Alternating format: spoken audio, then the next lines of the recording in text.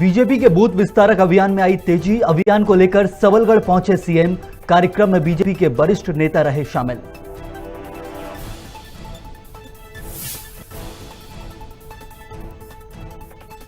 मंदसौर में कैबिनेट मंत्री हरदीप सिंह ने लगाया जनता दरबार। लोगों की समस्याओं पर अधिकारियों को लगाई फटकार।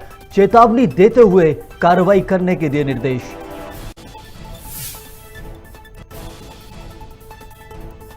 मंत्री शिव कुमार डहरिया का वीडियो हो रहा वायरल। वीडियो में डहरिया ने सुरक्षा कर्मियों की ग्रामीणों से मारपीट की तस्वीरें। बीजेपी ने मामले को लेकर छत्तीसगढ़ सरकार को घेरा।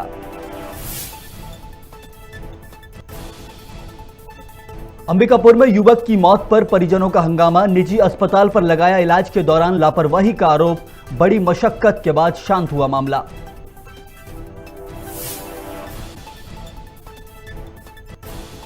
और सांसद प्रज्ञा ठाकुर की दिखी मानवता वाली तस्वीर। सीहोर जाते वक्त वीआईपी रोड पर अपने काफिले को रोककर घायल अवस्था में पड़े 2 युवकों को पहुंचाया तत्काल अस्पताल।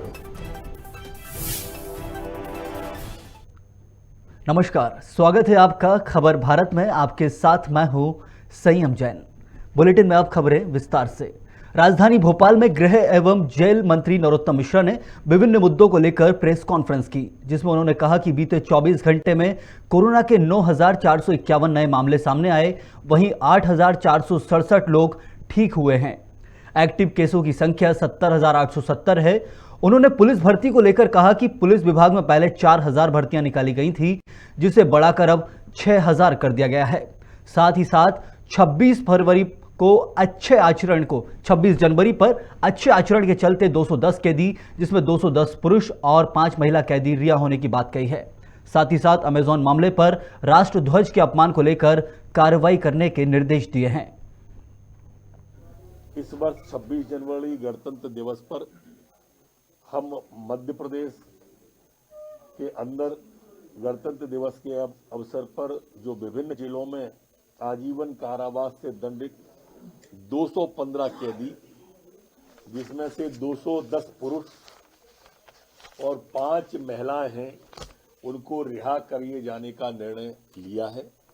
ये गणतंत्र दिवस पर रिहा हो जाएंगे। ये बंदी जो शेष सजा इनकी बची थी, उनके अच्छे आचरण के कारण माफ की गई है, परंतु बलात्कार पॉक्सो एक्ट इस तरह के जो हैं वो इसमें नहीं छोड़े गए हैं। मैं रिहा होने वाले सभी बंधुओं से, भगिनियों से अपील करता हूं कि रिहाई के बाद अपराध से विरत रहकर अपने परिवार और समाज को पुनः स्थापित करने 1-2 विषय और आपके माध्यम से रखना चाह रहा था, जो विभागीय हैं। एक तो हमने जो 4,000 पुलिस की भर्ती, पुलिस और रेडियो के लिए आरक्षकों की भर्ती निकाली थी, वो अब भर्ती बढ़ा दी गई है। 6,000 इसकी संख्या कर दी गई है। वास्तव में ये क्या है कि कमलनाथ जी ने बताया दिग्विजय सिंह को वास्तव में वो इंदिरा जी के तीसरे पुत्र हैं। अभी भी बिल्कुल जिस तरह से मैंने वो वार्तालाप सुनी तानाशाही पूर्वक की, डेमोक्रेसी नाम की चीज कांग्रेस में बची ही नहीं है। और ये दोनों की बातचीत जो वायरल हुआ है वीडियो, उसे सुनने के बाद में 2 पूर्व मुख्यमंत्री की जिस तरह से हास्यास्पद बहस कार्यकर्ताओं के सामने हो गई है, इससे कांग्रेस का भविष्य समझ आता है। उम्र में बड़े दोनों चक्का फेंक के तय कर सकते हैं। नगरीय प्रशासन मंत्री एवं भोपाल जिला प्रभारी भूपेंद्र सिंह भोपाल के गांधीनगर पहुंचे। गांधीनगर में संत रविदास की प्रतिमा स्थल का भूमि पूजन किया। गांधीनगर सब्जी मंडी में संत रविदास महाराज प्रतिमा स्थापित की जा रही है। भोपाल प्रभारी मंत्री भूपेंद्र सिंह के साथ स्थानीय विधायक रामेश्वर शर्मा भी इस कार्यक्रम में उपस्थित रहे। 16 फरवरी को इस मार्केट का उद्घाटन कर देंगे। इसे बोलते हैं शिवराज सिंह की सरकार। किसकी सरकार? अरे जोर से बोलो जरा, मामा की सरकार है, इसको बोलते है कि नहीं? नहीं तो कांग्रेसियों ने कभी कुछ किया? ना दुकानें बनी, ना मकान बने, ना पट्टे बने, ना राशन कार्ड बने, ना बेटा बेटियों की छात्रवृत्ति की व्यवस्था हुई, ना साइकिल मिली, ना पढ़ाई की व्यवस्था हुई, ना गरीबों का इलाज हुआ। वो तो भगवान का धन्यवाद है, बारंबार धन्यवाद है कि मोदी और शिवराज की जोड़ी दे दी तो कोरोना से भी जंग जीतकर हम बच गए। कोरिया जिले के ग्राम पंचायत पहाड़ हसबाई में आने वाले सेमर मथानी में नवनिर्माण पुलिया के भूमि पूजन को लेकर ग्रामीण विरोध में उतर आए हैं। ग्रामीणों ने सरपंच, सचिव और तकनीकी सहायक के ऊपर निजी फायदे के लिए गलत जगह में पुलिया बनवाने के आरोप लगाए हैं। सेमर मथानी गांव में एक पुलिया निर्माण कार्य की मंजूरी मिली है, जिसका कल मौसम खराब होने के कारण ग्राम पंचायत में ही क्षेत्रीय विधायक गुलाब कामरों ने भूमि पूजन कर कार्य प्रारंभ कराने के निर्देश दिए। लेकिन ग्रामीणों का कहना है कि सरपंच, सचिव और तकनीकी सहायक ने ग्रामीणों को बिना सूचित किए पुलिया निर्माण की जगह बदलकर लेआउट कर लिया और अब इसी को लेकर ग्रामीणों की नाराजगी और गुस्सा फूट रहा है। देखिए, ग्रामीण जन के मांग पे ही माननीय विधायक जी ने वहाँ पे पुल स्वीकृत किया है और लेआउट गलत जगह में दिया गया है तो लेआउट सही जगह में दिलाया जाएगा। मैं माननीय विधायक जी तक इस बात को पहुँचाऊँगा और जहाँ के लिए पुल स्वीकृत हुआ है वहीं पे निर्माण कार्य कराया जाएगा। और तकनीकी सहायक अगर गलत जगह में लेआउट दिए हैं, सरपंच सचिव कराए हैं, 18 लाख का पुल निर्माण है और 5 लाख वाली पुल की जगह वो पुल नहीं बनाया जाएगा। जहाँ पे जनता की मांग के अनुसार विधायक जी ने स्वीकृत जगह देखकर विधायक जी स्वीकृत कराए हैं, उस स्वीकृत जगह पर ही पुल निर्माण कराया जाएगा। मध्य प्रदेश के मुख्यमंत्री शिवराज सिंह चौहान ग्राम पंचायत सगौरिया पहुंचे और कार्यकर्ताओं के साथ बूथ विस्तार को लेकर बैठक की। भाजपा कार्यकर्ताओं ने हेलीपैड पर मुख्यमंत्री शिवराज सिंह चौहान का स्वागत किया, जिसके बाद मुख्यमंत्री चौहान ने अनेक योजनाओं की घोषणा की, जिसमें 880 करोड़ 57 लाख की विकास योजनाओं को जनता के लिए समर्पित किया है। और घर में टोटी वाला नल लगा के पीने का पानी हैंडपंप से नहीं, टोटी वाले नल से जैसे टोटी खोलोगी तो झरझर पानी आएगा और बर्तन भर जाएंगे। सीधे नल का पानी देने का आज अभियान प्रारंभ कर रहे हैं। और इसलिए आज मुरैना जिले में, जिसमें जौरा पहाड़गढ़ शामिल है, हमारी कई योजनाएं जिनकी लागत है लगभग 527 करोड़, ये यहां की भी है, अंबार की भी है, धनगौतिया जी उधर की भी, अपने तरफ की, सारी मिला के मुरैना जिले में और रघुराज के क्षेत्र की भी है 527 करोड़ की नल जल योजनाएं स्वीकृत करके उनका भूमि पूजन किया है, ताकि बहनों को हैंडपंप से पानी ना भरना पड़े। ये पाइपलाइन बिछेगी और पानी पहुंचाने का काम होगा। रहीमन पानी राखिए, बिन पानी सब सून। और जब पीने का पानी मिल जाए, इसके इंतजाम की कोशिश कर रहे हैं।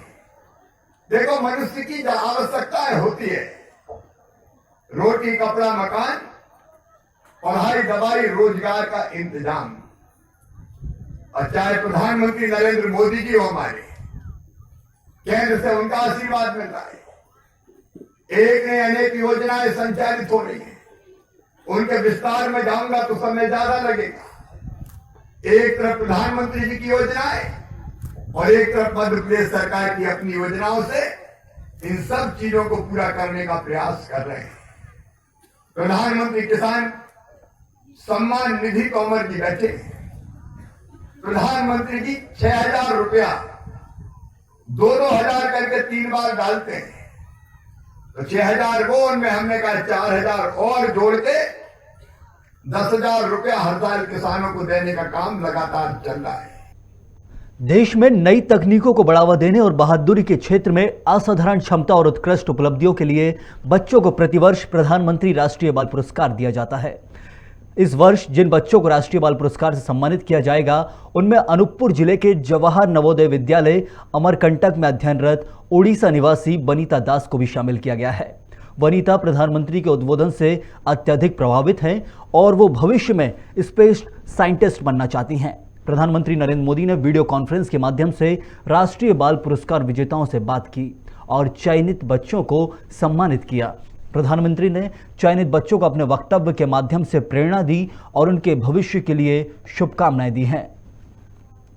मुझे सबसे पहले तो बहुत खुशी हो रही है कि इस अवार्ड के लिए मेरा सिलेक्शन हुआ है। I am the luckiest one among the 29 selected students. 29 बच्चों का सिलेक्शन हुआ है, उसमें मैं भी शामिल हूँ। तो मैं बहुत ही ज़्यादा खुश हूँ कि मुझे इस अवार्ड के लिए चुना गया। और जहाँ तक प्रधानमंत्री जी से संवाद की बात है, तो वो उसके लिए मैं निराश बिल्कुल भी नहीं हूँ कि मेरा सिलेक्शन नहीं हुआ उसके लिए, क्योंकि मुझे पूरा यकीन है कि मैं फ्यूचर में कोई ऐसा अच्छा काम ज़रूर करूँगी जिससे मैं प्रधानमंत्री जी से खुद मिल के बात करूँ। क्या विशेष लगा आज बाल दिवस पे उन्होंने जो कहा बच्चों से, क्या विशेष मोदी जी की अलग क्या बात लगी आपको प्रधानमंत्री जी?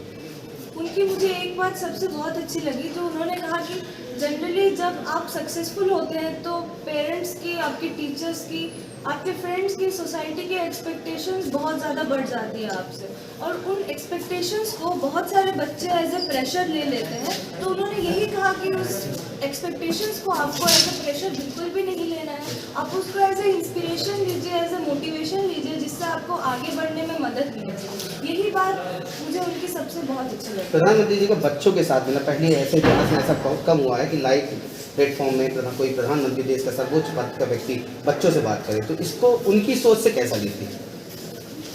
मैं ये सोचती हूँ कि हमारे जो पीएम सर हैं वो बहुत ही ज़्यादा ओपन माइंडेड पर्सन है, सभी के साथ बहुत अच्छे से बात करते हैं, और स्पेशली बच्चों के साथ, जैसा कि मैंने आज खुद एक्सपीरियंस किया, वो एज ए फैमिली बात करते थे। ऐसा लग रहा था कि वो हमारे फैमिली पर्सन ही है, हमारे रिश्तेदार ही हैं, हमसे बात कर रहे हैं, हमारे फ्रेंड हैं, हमसे बात कर रहे हैं, फ्रेंड बात कर रहे हैं, एज ए फ्रेंड बात कर रहे हैं। तो उनका जो फ्रेंडली नेचर है एज ए पीएम होने के बावजूद, मुझे वो बहुत ही पसंद आया कि वो कैसे अच्छे से इंटरैक्ट। क्या आगे और ऊर्जा बढ़ी आपके, और ऐसा लगा तमन्ना कि अब उनसे बात करके और कुछ करेंगे? क्या एम था, क्या मोटो था आपका? मेरा जो एम है वो है स्पेस साइंटिस्ट बनना, अपने इसरो जो इंडियन स्पेस रिसर्च ऑर्गेनाइजेशन है उसको सर्व करना, अपने मदरलैंड को। और उनसे बात करने के बाद मैं और भी ज़्यादा मोटिवेट हो गई हूँ, और मैं डेफिनेटली कोशिश करूँगी कि मैं अपने मुकाम। राष्ट्रीय बालिका दिवस पर बालिकाओं को कोविड-19 लॉकडाउन में यातायात और अन्य क्षेत्रों में दी गई निस्वार्थ सेवाओं के लिए कलेक्टर ने प्रमाण पत्र देकर सम्मानित किया। उक्त बालिकाएं जिला प्रशासन और पुलिस विभाग के तत्वावधान में महिला बाल विकास विभाग की बेटी बचाओ बेटी पढ़ाओ योजना के अंतर्गत पुलिस भर्ती परीक्षा का प्रशिक्षण ले रही हैं। कार्यक्रम में जिलाधिकारी रजनीश सिन्हा ने राष्ट्रीय बालिका दिवस के महत्व पर महत्वपूर्ण जानकारी दी। वहीं कलेक्टर पुरुषोत्तम ने बालिकाओं से चर्चा भी की। राष्ट्रीय बालिका दिवस के रूप में पूरे भारतवर्ष में मनाया जाता है। इसमें आज हम लोगों ने लगभग 40 बालिकाओं को बुलाया था, और कलेक्टर साहब के मार्गदर्शन में ये कार्यक्रम संपादित हुआ, जिसमें उन बच्चियों को जो कि कोविड में हमारे यहाँ एक सशक्त वाहिनी का कार्यक्रम चल रहा था, जिसमें उन्होंने पुलिस की ट्रेनिंग ली और कर रही थी। कोविड के समय उन लोगों ने काफ़ी उल्लेखनीय काम किया था, वॉलंटियरी काम किया था, उन सभी को हम लोगों ने आज सम्मानित करने का काम किया है। प्लस राष्ट्रीय बालिका जो सप्ताह है उसमें बालिकाओं की स्थिति क्या है समाज में और क्या होनी चाहिए, इस पर पर्याप्त चर्चा हुई। और आगे कोई इस तरीके का देखिए, ऐसा है कि बेटी बचाओ बेटी पढ़ाओ का कार्यक्रम तो चल ही रहा है, जो कि महिला बाल विकास का भारत सरकार के माध्यम से एक महत्वपूर्ण कार्यक्रम है, जिसके तहत हम लोग इस प्रकार की गतिविधियां निरंतर करते रहेंगे। अभी कोविड संक्रमण में थोड़ी सी हल्की सी कमी आई थी। पुनः आज से जैसे राष्ट्रीय बालिका दिवस के कार्यक्रम के साथ हम इसको शुरू कर रखे हैं, और बेटी बचाओ बेटी पढ़ाओ में हम लोग जो है इस बार की हमारी झांकी का विषय भी जो है वो बेटी बचाओ बेटी पढ़ाओ पर आधारित रहेगा। तो निश्चित रूप से क्षेत्र में इस प्रकार की लोगों के मानसिक माइंडसेट पर परिवर्तन करने का कार्य जो है निरंतर जारी रहेगा। खबर शाजापुर से, जहां आम आदमी पार्टी ने नई शराब नीति के विरोध में शाजापुर कलेक्टर कार्यालय पहुंचकर एडीएम को ज्ञापन सौंपा। मध्य प्रदेश में कैबिनेट ने नई शराब नीति को मंजूरी दे दी है, जो 1 अप्रैल 2022 से पूरे मध्य प्रदेश में लागू हो जाएगी। बीजेपी के वरिष्ठ नेताओं ने मध्य प्रदेश की जनता से वादा किया था कि शराब नीति को बढ़ावा नहीं दिया जाएगा और मध्य प्रदेश में पूर्ण शराबबंदी लागू करेंगे। वहीं दूसरी ओर इस शराब नीति के माध्यम से पूरे प्रदेश की जनता को नशा करने के लिए प्रोत्साहित किया जा रहा है। मध्य प्रदेश की शिवराज सरकार ने जो आबकारी नीति को लागू करने की बात कही है, उस नीति के अंतर्गत पूर्णतः शराबबंदी पर पूर्णतः छूट होगी, टैक्स माफ होगा, और जो व्यक्ति अभी जितनी शराब रखता था उससे चौगुनी शराब अपने घर के अंदर रख सकता है। मध्य प्रदेश की ये सरकार शराब को बढ़ावा दे रही है, नशे को बढ़ावा दे रही है। साथ साथ मैं आपको बताऊं कि 3600 नई शराब की दुकानें मध्य प्रदेश में शीघ्र अतिशीघ्र खोलने की घोषणा की है। जहां देसी शराब बिकती थी वहां विदेशी शराब और अन्य तरह की शराबों को बेचने की पूर्णतः छूट दी है। साथ ही एयरपोर्ट्स और हमारे जो माल हैं, जहां पर हमारी माता बहनें, हमारे बच्चे, युवा जो खरीद वगैरह करने जाते हैं, उस जगह भी शराब की बिक्री को पूर्णतः वहां भी दुकान लगेगी शराब की और पूरी तरह से शराब को छूट दी जा रही है। अंबिकापुर शहर के एक निजी अस्पताल में युवक की मौत पर परिजनों ने जमकर हंगामा किया। उपचार के दौरान लापरवाही बरतने के चलते गंभीर आरोप लगाए और जमकर हंगामा किया। परिजनों का यह हंगामा घंटों तक चलता रहा। अस्पताल प्रबंधन की लाख समझाइश के बाद परिजन मानने को तैयार नहीं थे, जिसके बाद प्रशासनिक अमले को मौके पर पहुंचना पड़ा और परिजनों को समझा बुझाकर शांत कराया।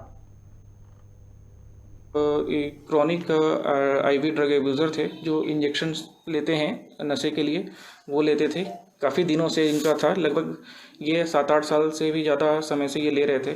साथ में स्मोकिंग और ये सब भी उनका क्रॉनिक था और क्रॉनिक एल्कोहलिक थे। क्या करता था आपका लड़का? नशा पानी बिल्कुल छोड़ दिया था। दवाई चल रहा था इनका, सब टोटल छोड़ दिया था। छोड़ने से 2-2.5 साल हो गया। नहीं माना हो, ये भी बोली कि नहीं मत ले जाइए। इसके बाद डॉक्टर नहीं चेकअप के ले जा रहा हूँ, ऐसे करके ले गया, मेरे को भी ले गया। और कौन हॉस्पिटल में ले गया मेरे को पता नहीं है सर। मेरे पापा फ़ोन किए तो ये रोने लगे और बताया कुछ, तो आवाज़ मैं समझ गया इनका। तो मैं बोला ठीक है आप मत हड़वाइए, मैं आ रहा हूँ। और सर जब हम लोग घर से निकले हैं तो रास्ते में जब सिलसिली क्रॉस किया हूँ तो डॉक्टर साहब ने फ़ोन किया। उससे पहले मैं डॉक्टर साहब को फ़ोन किया हूँ, डॉक्टर साहब ने मेरा फ़ोन रिसीव नहीं किया। उसके बाद वो फ़ोन किए तो मैं नमस्कार किया। बोला सर क्या बात है बताइए। तो बोले नहीं आधार कार्ड ला रहे हैं। मैं कहा किसका सर? तो बोले विनोद का। मैं बोला क्यों? तो बोले कि नहीं सर्टिफिकेट बनाना है। तो मैं बोला सर किस चीज़ का सर्टिफिकेट? मैं कहा मैं कुछ लेके नहीं आ रहा हूँ, मैं मंगा लूँगा, व्हाट्सअप में आ जाएगी।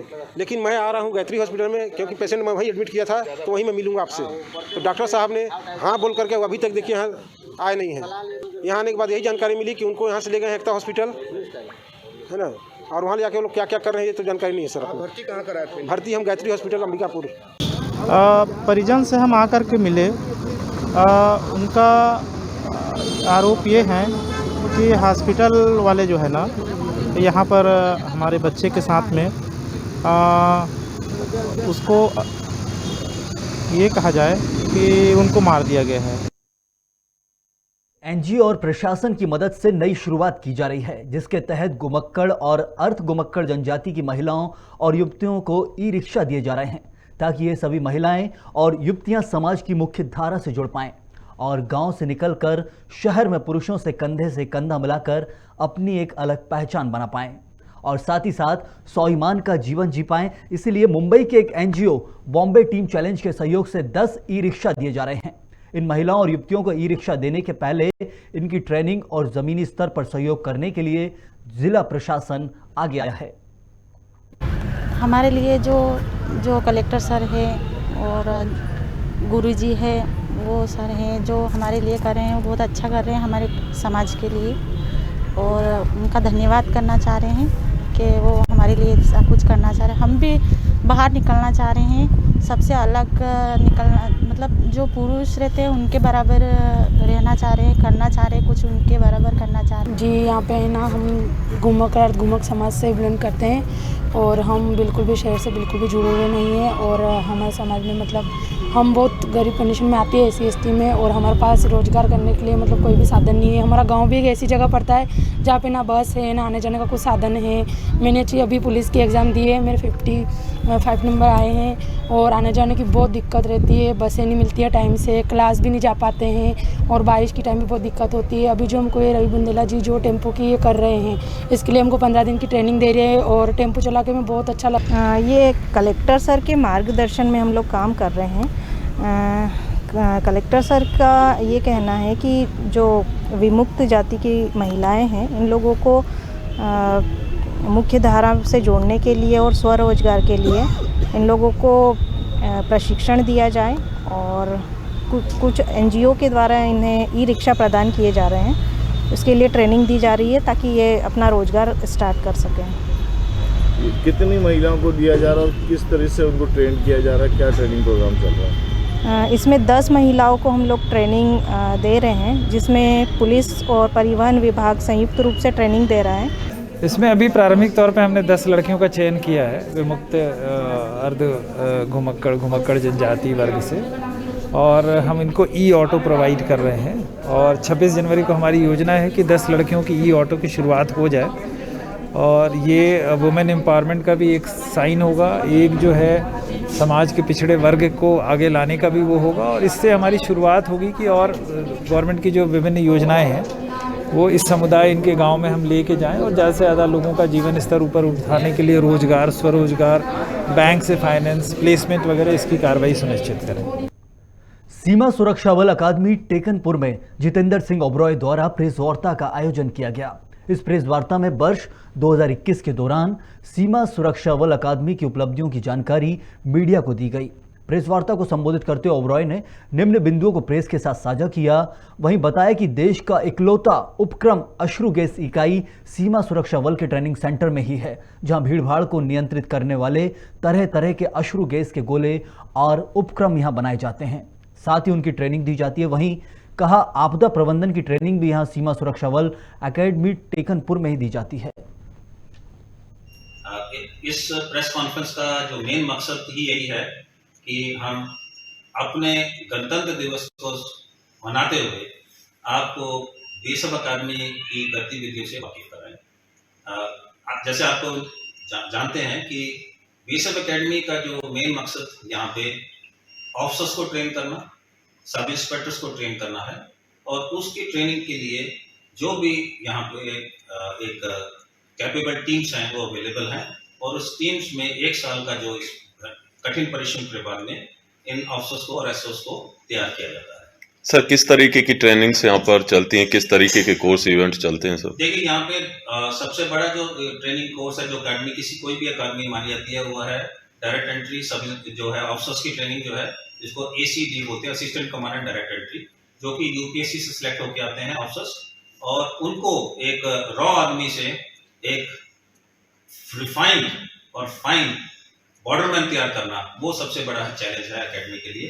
जिनको फिजिकली मेंटली तैयार करना ये एक चैलेंज है, जिसमें 52 वीक्स का समय लगता है, और 52 वीक के बाद में ये लोग बिल्कुल तैयार हो जाते हैं भारत की सीमाओं की सुरक्षा करने के लिए। गणतंत्र दिवस की क्या कुछ तैयारियां हैं, जो चूंकि गणतंत्र दिवस कोविड का माहौल देखते हुए 3 हिस्सों में इसको बांटना चाहूंगा। पहला हिस्सा अकादमी का, दूसरा ग्वालियर का, और तीसरा राजपथ का। पहले हिस्से में जो अकादमी में, क्योंकि कोविड का सिचुएशन अभी काफी खराब है, तो इसको हम बिल्कुल लिमिटेड एनवायरनमेंट में और कोविड प्रोटोकॉल को ध्यान में रखते हुए कर रहे हैं। रतलाम में 3 दिन पूर्व रंगदारी में वाटो का बास क्षेत्र में गोली चलाने वाले मुख्य आरोपी अकबर गोसी ने पुलिस अभिरक्षा में भागने की कोशिश की। पुलिस ने आरोपी अकबर को रुकने की चेतावनी दी थी, लेकिन आरोपी के नहीं रुकने पर पुलिस ने गोली चला दी। आरोपी अकबर के पैर में गोली लगने से वह जख्मी हो गया, जिसे जावरा अस्पताल में भर्ती किया गया है। सट्टे के विवाद में फायरिंग करने के तीनों आरोपियों को रतलाम पुलिस ने राजस्थान के प्रतापगढ़ से गिरफ्तार किया था। 21 जनवरी को थाना माड़ा चौक अंतर्गत एक 307 का प्रकरण पंजीबद्ध हुआ था, जिसमें भाटों के वास में गोली चलाकर 3 आरोपी फरार हुए थे। उसी में तीनों आरोपी अकबर गोशी और उसके अन्य 2 साथियों की पुलिस तलाश कर रही थी। तीनों पर ही 10,000 का इनाम घोषित था। उसमें आज पुलिस ने इन तीनों को प्रतापगढ़ से राउंड अप किया था। राउंड अप करने के बाद इनसे प्रारंभिक पूछताछ में अकबर गोशी, जो घटना का मुख्य आरोपी है जिसने गोली चलाया था, उससे घटना में प्रयुक्त हथियार और वाहन के संबंध में पूछताछ किया गया, तो उसने बताया कि उक्त वाहन को उसने मालदा में छिपा रखा है, जिसको पुलिस की 2 टीमें बनाई गई। एक टीम पुलिस की इसको लेकर नागदा के लिए रवाना हुई थी। पिपलौदा और जावरा के बीच में शाम को इसने जब वहाँ पहुँचा तो वहाँ टॉयलेट की बात करके गाड़ी रुकवाया, और उसमें जो इंस्पेक्टर शिवमंगल सिंह सेंगर और सब इंस्पेक्टर अनुराग यादव, आरक्षक दिलीप, ये तीनों लोग उसको टॉयलेट कराने के लिए उतरे। वहाँ आरक्षक दिलीप, जो कि उसके साथ में था, उसकी आंख में धूल झोंककर उसकी शासकीय राइफल जो इंसास है उसको लूट के भागने का प्रयास किया उसने हाथ छुड़ाकर, इसमें पुलिस ने वार्निंग दिया, नहीं मानने पर पुलिस फोर्स ने फायरिंग किया, जिसमें गोली उसके पैर में लगी है। उसको सिविल हॉस्पिटल जावरा लाया गया है। अकबर घोसी के आपराधिक पृष्ठभूमि के बारे में बताया जाए तो इसके ऊपर कुल 8 मामले पंजीबद्ध हैं, जिसमें 302 का मामला, 307 का मामला, हफ्ता वसूली जैसे इसके खिलाफ प्रकरण पंजीबद्ध है। सर, घटना में पुलिसकर्मी घायल हुए? पुलिसकर्मियों के साथ जो जुम्मा झटकी से पुलिस वाले घायल हुए, कोई गंभीर घायल नहीं हुआ है, और पुलिस वाले भी घायल हुए, आरक्षक दिलीप घायल हुआ है, उसका एमएलसी कराया जा रहा है। और सब इंस्पेक्टर अनुराग यादव को भी जुम्मा झटकी में चोट आई है। तीनों आरोपी गिरफ्तार हो गए? तीनों आरोपी गिरफ्तार हो गए। इसमें गोली केवल एक को लगी? गोली एक को लगी, बाकी 2 आरोपी दूसरी टीम से रवाना किए जा चुके थे रतलाम के लिए। इसको लेकर लोग जा रहे थे नागदा से वेपन और वाहन जब्त करने के लिए। ये जो घायल आरोपी से इसके गोली कहाँ पे लगी? पैर में लगी है, पैर में, इसके राइट लेग में, घुटने के नीचे लगी है गोली।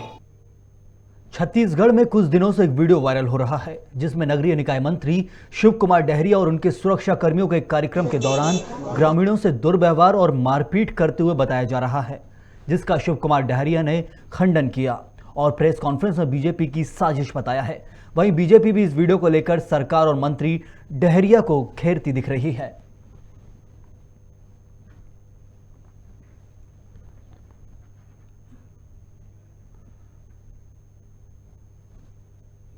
नरसिंहपुर जिले के करेली में नर्मदा वैली पब्लिक स्कूल की 2017 में मान्यता रद्द होने के बाद स्कूल द्वारा फर्जी तरीके से वर्ष 2021 में नकली अंक सूची बनाने और एडमिशन करने का मामला सामने आया है। स्कूल के जिन बच्चों की फर्जी अंक सूची बनाई गई है, उनके परिजनों ने 2 माह पहले जिला शिक्षा अधिकारी से लिखित में शिकायत की है और दस्तावेज प्रस्तुत करने के बाद भी कोई कार्रवाई नहीं की गई।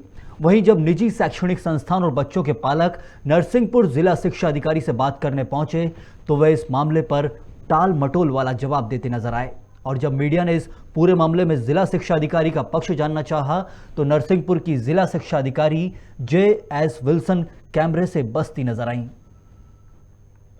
मैंने 7 दिसंबर को DO ऑफिस में शिकायत की थी। मेरे 4 बच्चों की अंक सूची व TC विनोद रघुवंशी सगोरिया विवेकानंद विद्या मंदिर ने जारी कर दी है, जिसकी मैंने DO मैडम से शिकायत की थी। उसने 2 बच्चों की फर्जी दर्ज कर लिया है। गीतांजलि हाई स्कूल सगोरिया जो उसका खुद का है, विनोद रघुवंशी संचालक है। 2 बच्चों को उसने खुद के यहाँ अपने यहाँ दर्ज कर लिया है, जिसमें से एक बच्चा मेरे यहाँ रेसु गोस्वामी इस वर्ष 8वीं कक्षा में आई है, उसने 9वीं क्लास में दर्ज कर लिया है, जो मध्य प्रदेश शिक्षा पोर्टल पे ऑनलाइन पंजीयन है जिसका। किस तरीके का ये फर्जीवाड़ा है, इसको आपने DO ऑफिस में बताया तो क्या बोलते हैं, DO मैडम क्या बोल रही हैं उस मामले में? अभी तक कोई सकारात्मक जवाब नहीं आया है। जांच के नाम पर समय व्यतीत किया जा रहा है। कल मिला के कहीं ना कहीं मिलीभगत भी सामने मिलीभगत हो सकती है, क्योंकि इतना समय नहीं लगता जांच करने में। मैंने सारे एविडेंस दिए थे जिस समय मैंने DO मैडम को यहाँ आवेदन दिया था, तो उसमें मैंने मध्य प्रदेश शिक्षा पोर्टल पे ऑनलाइन बच्चों की मैपिंग सारी चीज़ें मैंने दी थी। उस विद्यालय का पंजीयन है? उस विद्यालय का पंजीयन भी नहीं है। 2017 से मैंने विभाग में बात की थी तो मान्यता खत्म है उसकी। मध्य प्रदेश में कैबिनेट मंत्री हरदीप सिंह डंग ने सीतामऊ नगर में जनता दरबार लगाया। जनता दरबार में कार्यकर्ताओं और आम जनताओं से जुड़ी समस्याओं को मौके पर ही निराकरण करवाया। वहीं जिन समस्याओं में अधिकारियों की लापरवाही पाई गई, उन अधिकारियों को मंत्री ने भरे मंच से लताड़ा। जनता दरबार में जिले के कलेक्टर और SP सहित तमाम अधिकारी उपस्थित थे। अधिकारियों द्वारा जो भी समस्याएं मंत्री डंग के सामने आई, उनका तुरंत निराकरण अधिकारियों द्वारा किया गया। वहीं सीतामऊ नगर में बनने वाले खेल ग्राउंड की शिकायत जब मंत्री हरदीप सिंह डंग के पास पहुंची तो डंग ने विभाग से संबंधित अधिकारियों को फटकार लगाते हुए 1 सप्ताह में कार्रवाई करने के निर्देश दिए हैं।